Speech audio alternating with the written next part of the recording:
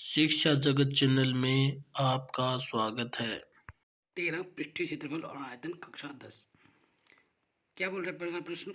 कह रहे हैं दो घनों जिनमें से प्रत्येक का आयतन 64 सेंटीमीटर क्यूब है के संलग्न फलकों को मिलाकर एक ठोस बनाया जाता है।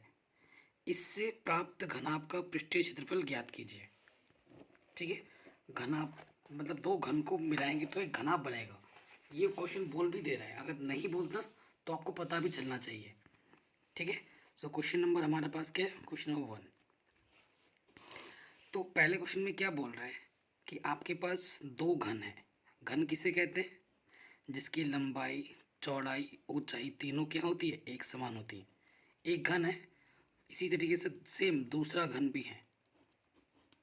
ठीक है, दोनों घन को मिलाकर एक घनाभ बनाया जाता है। ऑब्वियसली एक घनाभ ही बनेगा, दो घन को मिलाओगे ना तो एक घनाभ बनेगा। ये घनाभ बनता है। ये भी घन है, ये भी घन है, और इनको मिला के मेरे पास क्या बना? एक घनाभ। ठीक है, आपको क्वेश्चन में पता होना चाहिए कि जो लंबाई होती है ना, लंबाई को हम एल से प्रदर्शित करते हैं, जो चौड़ाई होती है उसको हम बी से प्रदर्शित करते हैं, और जो ऊंचाई होती है उसको हम एच से प्रदर्शित करते हैं। अब क्वेश्चन में क्या दिया है? क्या दिया है देखो भैया, हमें दे रखा है घन का आयतन, एक घन का आयतन कितना? 64 सेंटीमीटर क्यूब।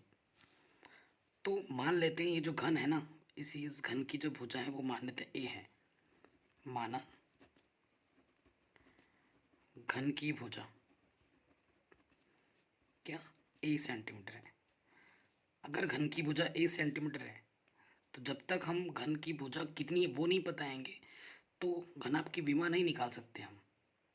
ठीक है ना, क्योंकि दोनों घन को मिलाकर ही घनाभ बन रहा है, तो घन की विमा का पता होना बहुत ज़रूरी है। चूंकि जो आयतन हमें दे रखा है, किसका आयतन? घन का आयतन, वो हमें दे रखा है 64। और घन का आयतन का जो सूत्र होता है वो क्या होता है? भुजा की घात 3। भुजा आपने क्या मानी? ए, 64। ठीक है, अब 64 को हम कैसे लिख सकते हैं? ठीक है, तरीके बहुत सारे हैं। 64 का क्या होता है? 4 को 3 बार गुणा करो तो 64 आता है। चच्चों को 16 चक्को 64। घातों की तुलना कर दोगे, ए का मान क्या जाएगा? 4। एक तरीका तो ये है ए निकालने का। दूसरा तरीका क्या है? यहाँ दूसरा तरीका बता रहा हूँ। आप क्या करना, ए लिखना, यहाँ अंडर रूट लगा देना, 64 लगा देना, यहाँ 3 जो भी घात होती है ना यहाँ पर, उसको हम यहाँ लिख देते हैं। और फिर क्या करना होता है? गुणनखंड करना होता है। जैसे 4 का घाट हो, 4 एकम 4, हाँ, 4 छंग 24, फिर 4 से घटेगा 4 छक्कू 16, 4 एकम 4, 3 है ना, तो आपको 3 का जोड़ा लेना है। 3 का जोड़ा, तो 4 का 3 का जोड़ा लेना है, तो एक आ गया 4। तो एक कितना आ गया? 4 सेंटीमीटर। अब देखो घनाभ की विमा क्या होगी? इधर भी 4 है, इधर भी 4 है, इन दोनों को मिला देंगे तो इधर से 4 और इधर से 4, तो लंबाई कितनी हो जाएगी? 4 + 4 यानी कि 8 सेंटीमीटर। ठीक है, ध्यान से देखिएगा, ये चौड़ाई है, ये भी उसी की वही चौड़ाई है, तो ये भी तो वही चौड़ाई रहेगी। यानी कि चौड़ाई कितनी रहेगी? 4 सेंटीमीटर घनाभ की। ठीक है, और ऊंचाई इसकी 4 है, इसकी भी 4 है, तो इसकी भी कितनी रहेगी? 4 ही रहेगी।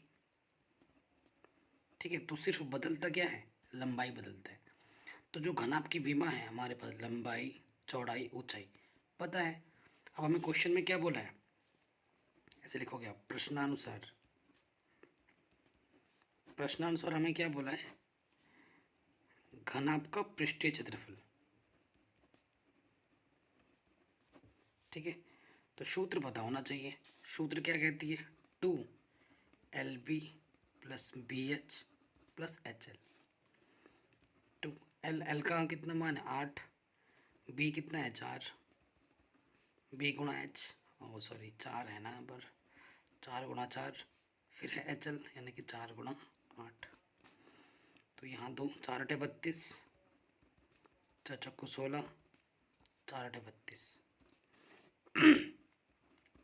तो 32 32 64, 64 और 16 80। ठीक है, 80 दूनी 160। क्षेत्रफल है, क्षेत्रफल के लिए क्या लगाते हैं, जो भी विमा हमें दे रखी होगी उसकी घात 2 कर देते हैं। सेंटीमीटर में दे रखा था तो सेंटीमीटर की घात क्या आ जाएगी, 2। अगर आयतन होता तो सेंटीमीटर की घात कितने लिखते हैं हम, 3 लिखते। तो ये आराम से क्वेश्चन नंबर 1 हमारा बन गया, कोई दिक्कत नहीं है। फिर से वही चीज़ है, क्वेश्चन को आप ढंग से पढ़ो, आराम से समझो क्वेश्चन क्या कहता है, चित्र बनाओ, सूत्र याद रखो और कैलकुलेशन ध्यानपूर्वक करो, तो आपका क्वेश्चन सारे सही बनेंगे। ठीक है, अब आ जाते हैं नेक्स्ट क्वेश्चन में। कह रहे कोई बर्तन एक खोखले अर्धगोले के आकार का है जिसके ऊपर एक खोखला बेलन अध्यारोपित है। अर्धगोले का व्यास 14 सेंटीमीटर है और इस बर्तन की कुल ऊंचाई 13 सेंटीमीटर है। इस बर्तन का आंतरिक पृष्ठीय क्षेत्रफल ज्ञात कीजिए। आंतरिक पृष्ठीय क्षेत्रफल ज्ञात करना है। अब आंतरिक क्या है, मैं आपको एग्जाम्पल देता हूँ। जैसे मेरे पास ये गिलास है, ठीक है, ये बाहरी हुआ, ये जो बाहर बाहर दिख रहा है ना, ये बाहरी हुआ। आंतरिक का मतलब होता है ये बीचों अंदर अंदर से। ठीक है, तो क्वेश्चन नंबर 2 पे आ जाते हैं। क्वेश्चन को ढंग से पढ़ना बहुत ज़रूरी है। सबसे पहले हमें पे बोला है हमारे पास एक खाली अर्धगोला है, मतलब एक कटोरा है। ठीक है, कटोरा है, समझ लीजिए कटोरा, जानते हैं जिसमें सब्जी वब्जी खाते हैं, कटोरा है। वो कटोरा किसके आकार का है, अर्धगोलाकार है। और इसी के ऊपर इसी माप का, मतलब इसी त्रिज्या का एक क्या रखा पड़ा है, खाली बेलन अध्यारोपित है। अध्यारोपित का मतलब होता है उसके ऊपर रखा हुआ। ठीक है, उसी, देखो जो त्रिज्या इस अर्धगोले की होगी, यहाँ से यहाँ तक अगर त्रिज्या है तो ये भी त्रिज्या ही हुई। ठीक है, वही त्रिज्या इस बेलन की भी है। तो गोल प्रश्न में क्या बोला है, प्रश्न में बोला है अर्धगोले का व्यास 14 सेंटीमीटर है। ये जो अर्धगोला है इसका जो व्यास है यहाँ से लेकर यहाँ तक 14 सेंटीमीटर है। अगर व्यास 14 सेंटीमीटर है तो त्रिज्या उसकी आधी होती है, ये 7 सेंटीमीटर होगी और ये भी 7 सेंटीमीटर होगी, क्योंकि जो त्रिज्या होती है वो व्यास की आधी होती है। अगर ये 7 है तो ये भी 7 होगी, क्योंकि उसी के ऊपर अध्यारोपित है, उसी माप का है बेलन। ठीक है, और ये जो बर्तन है, बर्तन की जो कुल ऊंचाई है, क्वेश्चन में क्या बोला है, कुल ऊंचाई, बर्तन की कुल ऊंचाई 13 सेंटीमीटर है। ठीक है, बर्तन की कुल ऊंचाई नहीं चाहिए मुझे को, तो बेलन की ऊंचाई चाहिए ना। बेलन की ऊंचाई क्या है, एच है, यहाँ से लेकर यहाँ तक। और वो कैसे निकालोगे आप, जब पूरे में से इतने को घटा देंगे तो एच का मान क्या होगा, 13 में से क्या घटाना होगा, 7, यानी कि 6 सेंटीमीटर।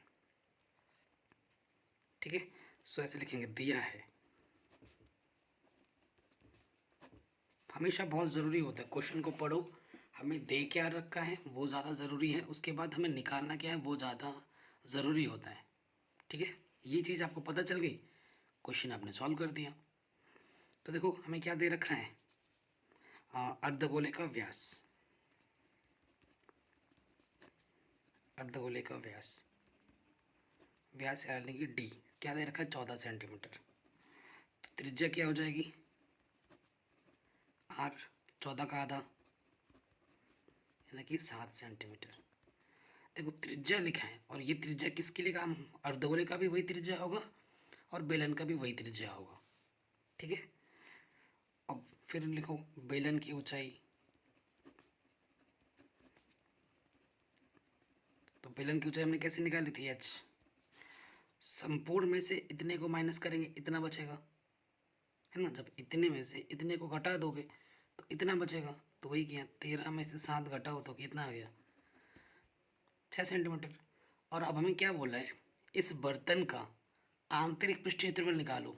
आंतरिक मतलब ये कटोरा है, अंदर अंदर से जाएगा तो अर्धगोला है, और ये ऊपर क्या है, बेलन है। बेलन कैसा होता है, ये इस गिलास की तरह, और गिलास क्या है, अंदर अंदर से एक खोखला बेलन है ना। तो अगर इस पात्र का मेरे को संपूर्ण पृष्ठीय क्षेत्रफल निकालना है आंतरिक, तो क्या होगा, अर्धगोले का क्षेत्रफल प्लस बेलन का क्षेत्रफल। ठीक है, तो वही लिखेंगे प्रश्नानुसार।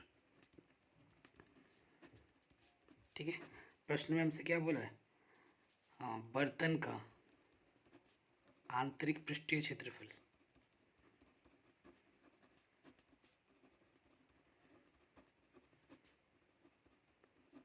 बर्तन का आंतरिक पृष्ठ क्षेत्रफल क्या होता है? अर्धगोले का क्षेत्रफल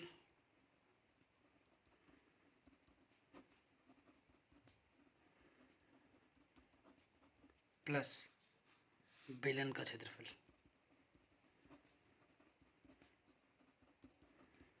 ठीक है, खोखला बोला है, ये ध्यान रखना। ठीक है, खोखला बोला है। अगर बंद बोलता तो यहाँ पर एक परत होती, फिर उसको भी निकालना पड़ता। हर एक क्वेश्चन को पढ़ना बहुत ज़रूरी है ढंग से। अर्धगोले का क्षेत्रफल क्या होता है? 2πr²। और बेलन का क्षेत्रफल का सूत्र क्या होता है? 2πrh। ठीक है, कुछ कॉमन दिख रहा होगा 2πr। यहाँ से r² से r बाहर है, 2π बाहर है तो यहाँ r बचा, 2πr पूरा बाहर है तो यहाँ से h बचा। 2 जब तक बोला ना जाए, पाई का मान 22/7 यूज़ करना है। और त्रिज्या का मान हमें कितना बताया? 7। r का मान 7, h का मान 6। ऊपर से देख के सारे मान हमने रख दिए। 7 से 7 कैंसिल, 22 दूनी 44, 7 और 6 13। 44 को 13 से गुणा करेंगे तो आ जाएगा 572 सेंटीमीटर स्क्वायर आंसर। अगर आपको किसी क्वेश्चन में डाउट हो, कुछ समझ में नहीं आया एक बार में, तो वीडियो को शिक्षा जगत चैनल को सब्सक्राइब कीजिए, वीडियो को लाइक और शेयर कीजिए। धन्यवाद।